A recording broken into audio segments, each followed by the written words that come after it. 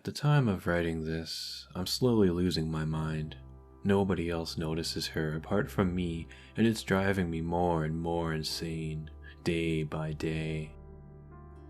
I was 16 and living in Belgium. Browsing the internet, I was looking for a job so I could earn a bit of money. After searching for a little bit, I found a post by someone that lives somewhat close to me. It was a babysitting job. I would have to babysit their daughter, who was 5 years old, and I would earn around €5 an hour. I wasn't really into the idea of babysitting someone, but hey, €5 an hour is quite enough to grasp my attention, as the usual minimum wage here is around 1 or 2. I contacted the person that offered, and they responded soon after I sent my mail. The parents let me take the job and were willing to meet me the next weekend when they had to go somewhere and couldn't take their daughter with them. I happily told them that I would come to babysit, and then I went on with my day. Looking back at that day, I should have never contacted her parents, but I didn't know that what happened was about to take place. A week later was my first job. I was excited to go because this would be my first time actually having a job. I felt like a responsible teenager in the moment. I arrived at the house, of which I'll not disclose the address or any other information for privacy reasons. The only thing I'll say is that it's a house located on a quiet, somewhat empty road. It gave me a weird feeling, but I didn't think much of it. I rang the doorbell and saw the two parents. They were dressed beautifully, as if they were going to some sort of fancy restaurant or something. The man's name was Peter, and the woman's Maria. They were happy to see me and told me to come in. They introduced me to their daughter, Tessa. The parents and I talked for a little bit about where they were going, rules for babysitting, the usual stuff. They were going to be gone for about 3 hours to meet up with a couple friends at a fancy restaurant, just like I'd assumed.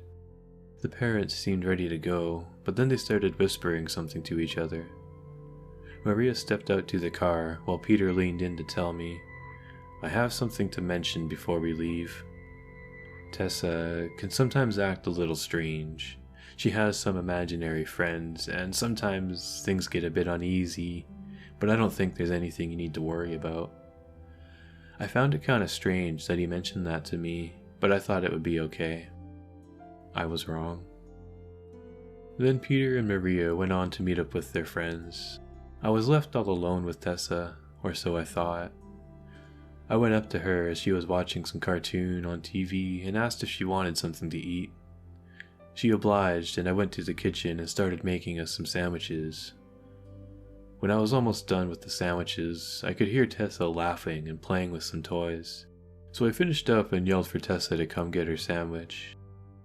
She ran to the kitchen, took her plate and yelled thank you, and then ran back to where she was playing. I took my plate over to the TV and sat down to eat my sandwich. Tessa was on the floor playing with her toys, so I finished eating my sandwich, and so did Tessa, and then I went over to her to sit myself down on the floor. I asked her, "What are you doing?" And she responded with, "Playing with Lily." There were 2 dolls laying on the floor, and Tessa was playing with one of them. I figured the doll she wasn't playing with had to be Lily, so I picked up that doll and Tessa immediately said, No, that's Lily's toy. She'll be mad at you." I was confused and thought the other doll was Lily, but if that's not Lily, then who was she talking about?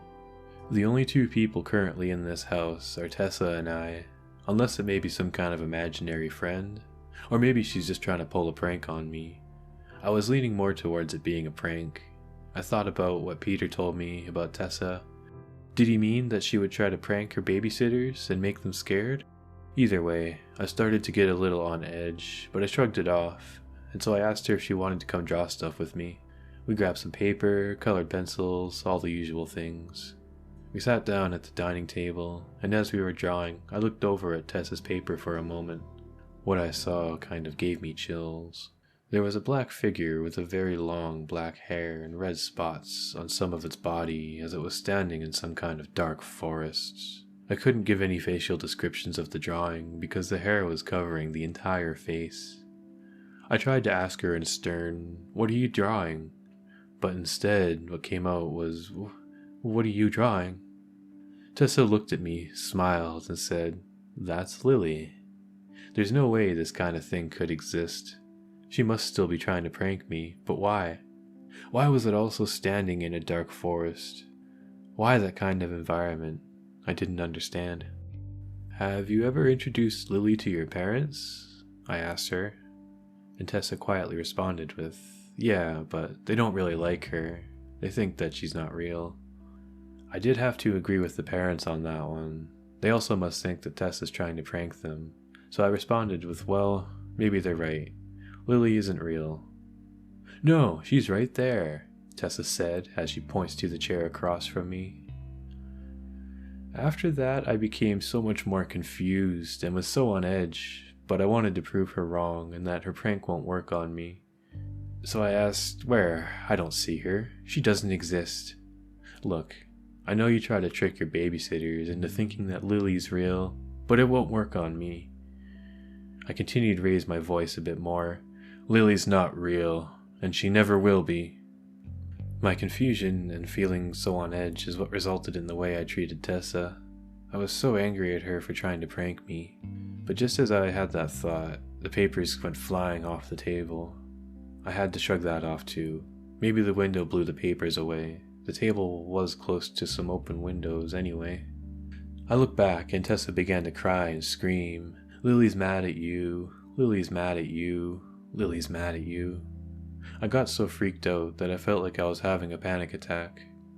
I managed to externally look as if I kept my composure, but internally, it felt like the anxiety was going to make my heart explode.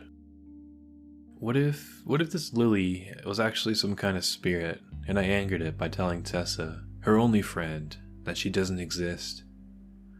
I knelt down and hugged her tightly, repeatedly telling her that it was all going to be okay.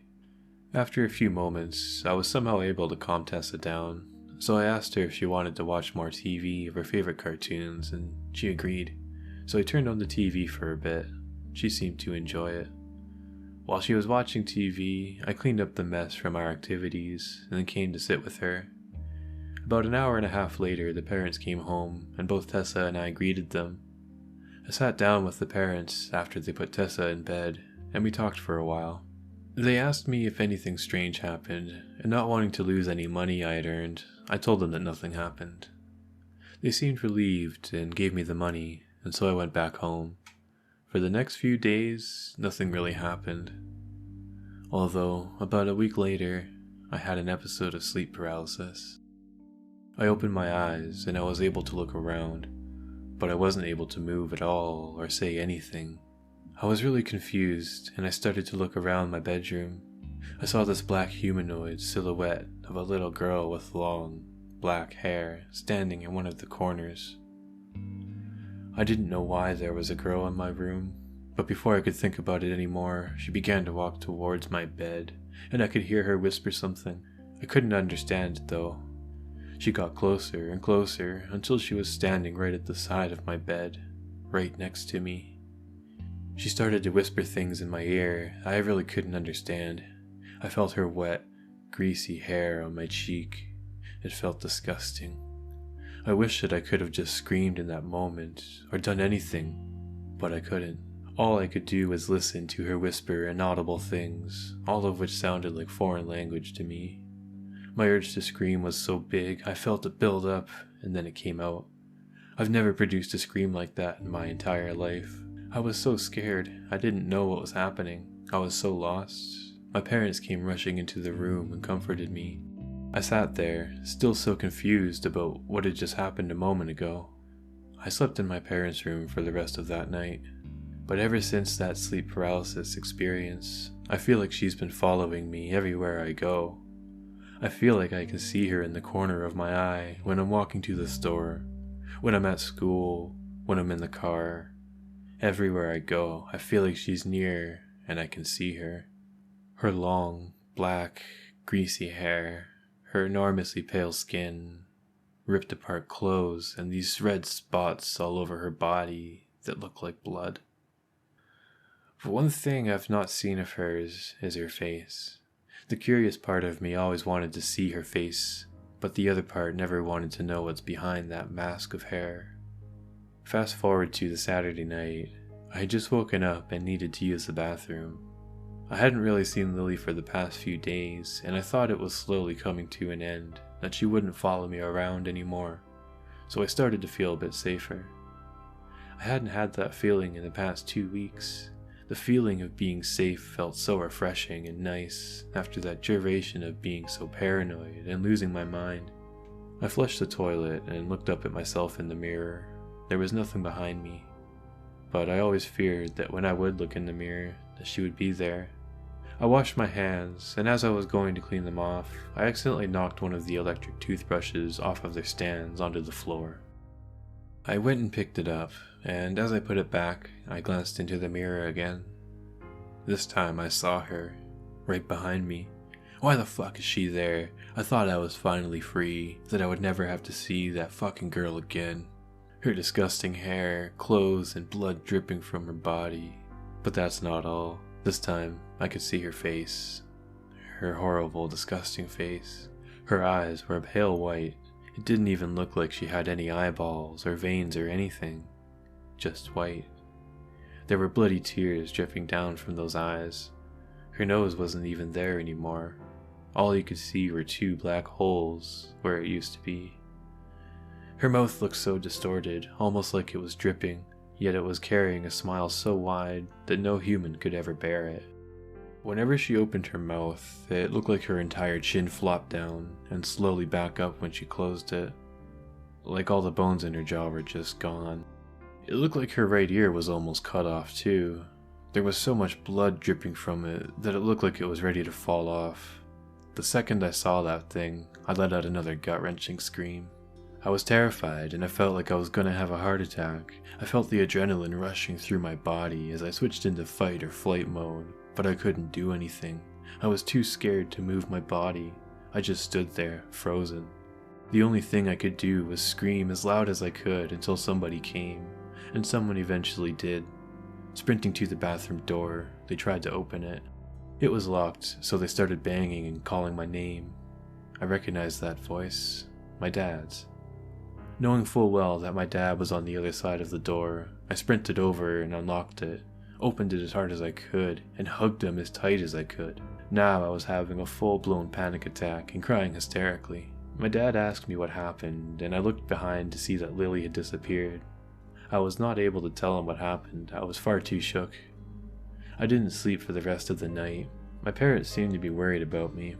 I guess they noticed that I had been so paranoid for the last few weeks and experiencing all these episodes of sleep paralysis, but I never wanted to tell them what happened. What if I tell them about Lily and she starts haunting one of them instead? So that's why I'm telling you. I'm losing my mind and I'm tired of it. I'm tired of seeing this girl everywhere I go. I can't take it anymore. I'm telling you this in hopes that she won't follow me anymore and that she'll go after someone else. It may sound selfish, but I just can't take it anymore. I just want to live a normal life, but that isn't the worst of all. If you see her face like I had to, then I'm sorry. So if you start seeing a girl dressed in a white and ravaged dress, with long, dark, greasy hair everywhere you go, well, you've read this now, so you know what to do. To the others who have to live with Lily and don't know about this text, good luck.